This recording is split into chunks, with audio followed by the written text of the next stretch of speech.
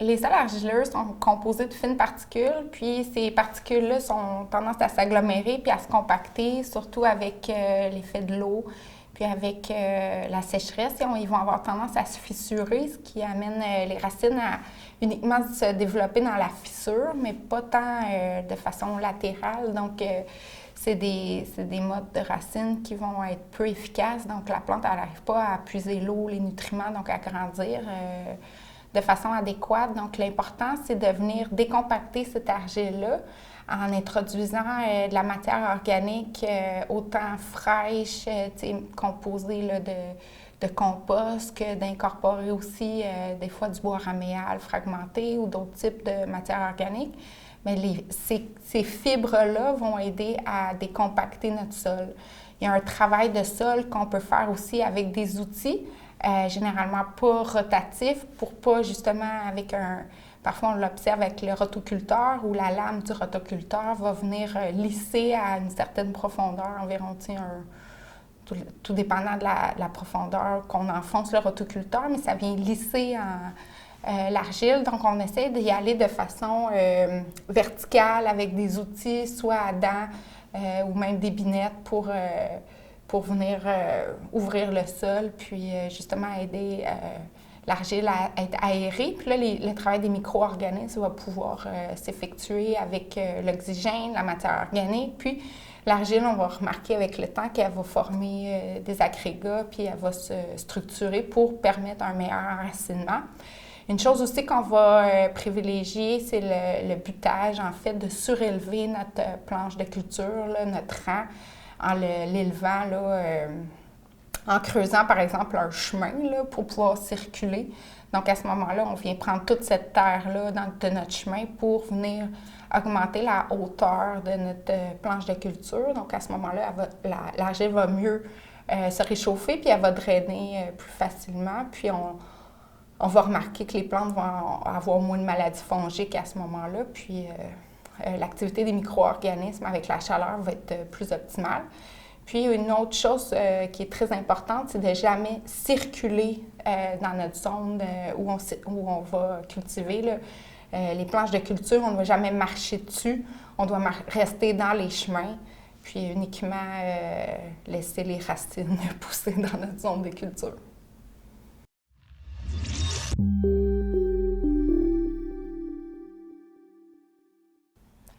Les contenants SmartPot, c'est des contenants qui sont en géotextile de polypropylène. En fait, la compagnie SmartPot est située aux États-Unis.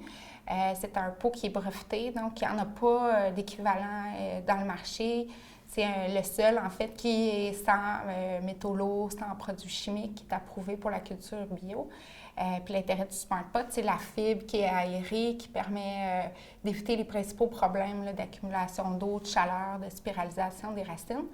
Mais étant donné qu'il est poreux, ça fait en sorte qu'il y a une humidité aussi qui est présente là, quand on arrose. Donc, quand on installe ça sur un balcon, on va préférer le surélever, soit avec une structure planche de bois, ça peut être des suppos, ça peut être une grille en métal, mais l'important, c'est d'avoir un espace d'air pour prévenir, en fait, des taches, ou des fois, on le remarque, là, des taches sur le béton ou sur le bois, d'accélérer la dégradation du bois.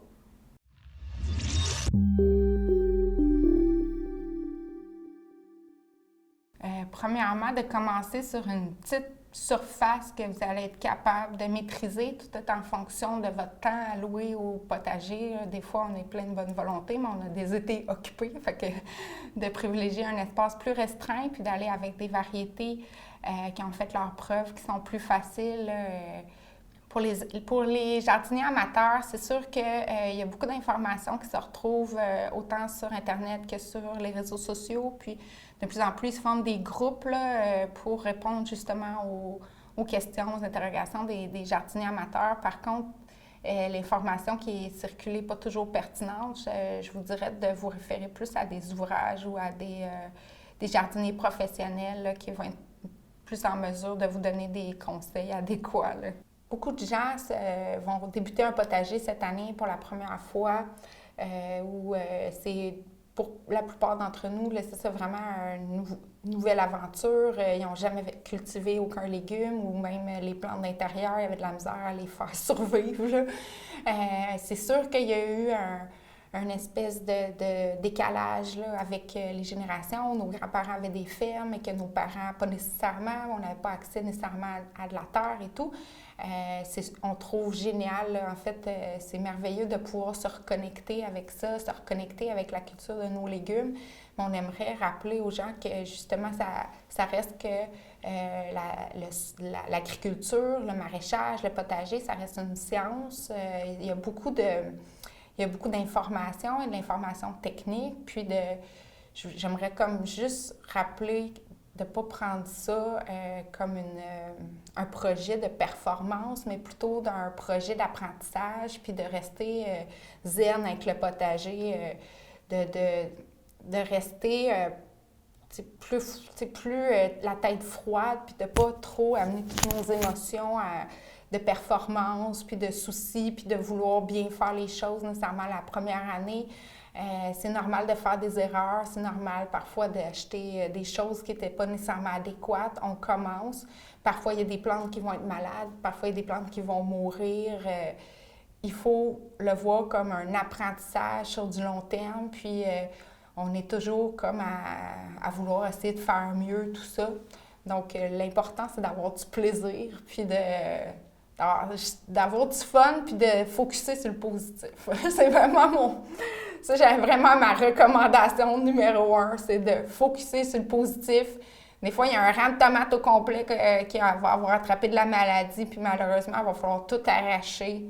Mais des fois, c'est ça qu'il faut faire, puis c'est tout. Puis on va remplacer ça par d'autres choses, puis on va se rappeler l'année prochaine, puis on va faire mieux. C'est tout.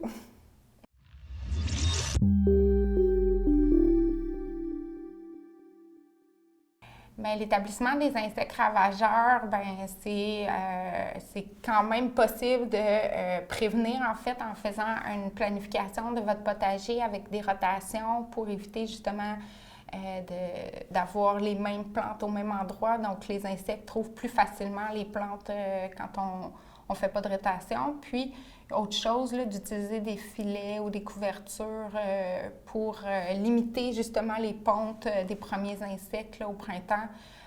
Comme ça, on vient éviter qu'ils viennent s'établir dans notre potager, quitte à aller retirer les filets, les couvertures dès qu'il va y avoir des fleurs ou que les cycles sont un peu plus passés ou que le plant il a pris quand même, il a grossi, puis là, il est plus apte à résister aux insectes ravageurs.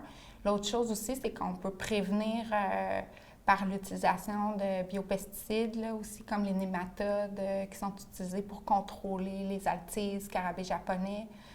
C'est des biopesticides qui n'affectent pas toutes les populations d'insectes, là, donc c'est vraiment ciblé sur un ravageur en particulier.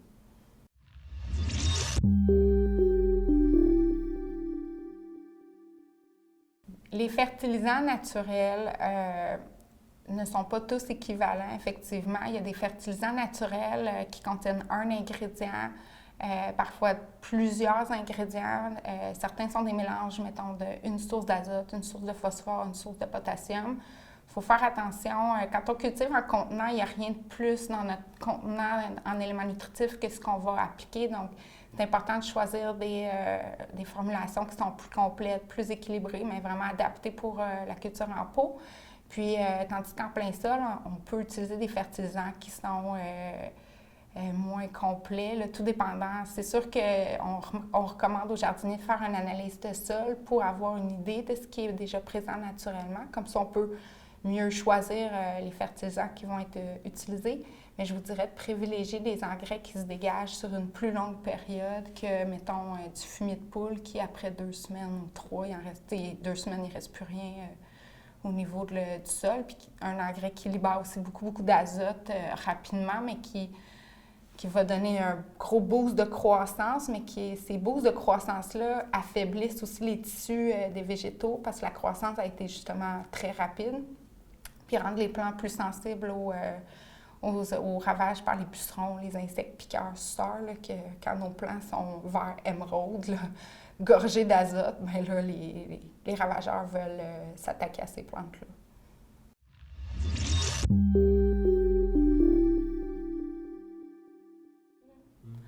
Avec les sols pauvres, idéalement, on recommande de combiner des amendements de sol qui vont améliorer la composition physique du sol, donc qui va améliorer en fait la rétention d'eau, l'enracinement va aider à structurer le sol.